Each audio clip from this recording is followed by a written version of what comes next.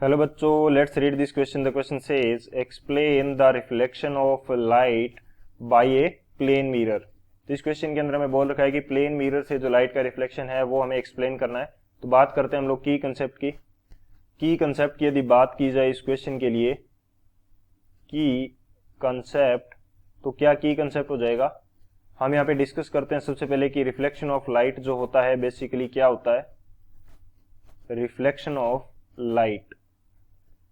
Reflection of light होता है जब भी हमारे पास कोई लाइट रे किसी सरफेस से टकराकर वापस उसी मीडियम में चली जाती है जिस मीडियम से वो आ रही है, तो इसको हम क्या बोलते हैं, रिफ्लेक्शन ऑफ लाइट बोलते हैं। तो यदि मैं स्टेटमेंट के रूप में लिखता हूं इसको, तो ये मेरे पास क्या होगा, व्हेन लाइट रे strikes A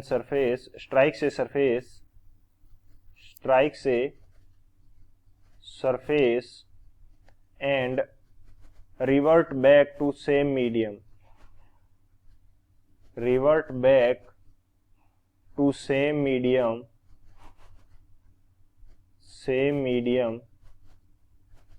this is known as a reflection of light.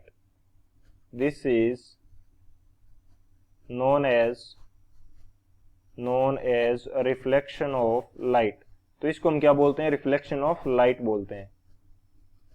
यदि जैसे हमारे पास एयर से कोई लाइट रे आ रही है और वो किसी सरफेस से टकराती है और वापस किस में चली जाती है, सेम मीडियम में जिससे वो आई है, यानी कि एयर में वापस चली जाएगी, तो उसको हम रिफ्लेक्शन ऑफ लाइट बोल देंगे।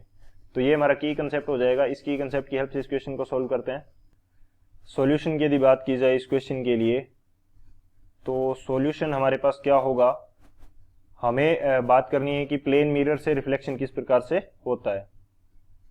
तो यहाँ पे हम देखते हैं रिफ्लेक्शन बाय ए प्लेन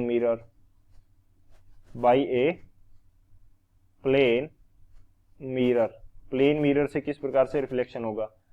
यहां मैं मान लेता हूं कि ये मेरे पास कोई प्लेन मिरर है, थोड़ा सा इसको करेक्ट करके बनाएंगे। ये मैं मान लेता हूं कि प्लेन मिरर है और यहाँ पे इसकी पॉलिश की गई है, तो ये हमारी रिफ्लेक्टिंग सरफेस हो जाएगी। और इसके परपेंडिकुलर यदि मैं एक लाइन ड्रॉ करता हूं तो वो हमारे पास किसको रिप्रेजेंट करेगी, वो रिप्रेजेंट करेगी नॉर्मल को। अब यदि लाइट रे एयर से आती है हमारे पास, कुछ इस तरह से स्ट्राइक करती है इसके साथ और वापस सेम मीडियम में क्या कर जाती है, वापस रिवर्ट बैक कर जाती है सेम मीडियम के अंदर, यानी कि उसी मीडियम में चली जाएगी, तो इसको क्या बोलते हैं हम लोग, रिफ्लेक्शन बोलते हैं। ये हमारे पास हो जाएगी रिफ्लेक्टेड रे।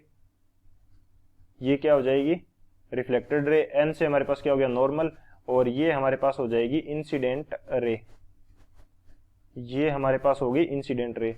अब इंसिडेंट रे जो नॉर्मल के साथ एंगल बनाती है उसको बोलते हैं एंगल ऑफ इंसिडेंस आई, और जो रिफ्लेक्टेड रे नॉर्मल के साथ एंगल बनाती है उसको हम बोलते हैं एंगल ऑफ रिफ्लेक्शन आर। सो यहाँ पे जो एंगल ऑफ इंसिडेंस आई है वो इक्वल होता है एंगल ऑफ रिफ्लेक्शन आर के। और ये जो reflected ray, incident ray and जो नॉर्मल होता है, ये सभी एक प्लेन के अंदर होते हैं। सो इस प्रकार से रिफ्लेक्शन होता है प्लेन मिरर से। So this is the final answer. I hope you understood it well. Best of luck. Thank you.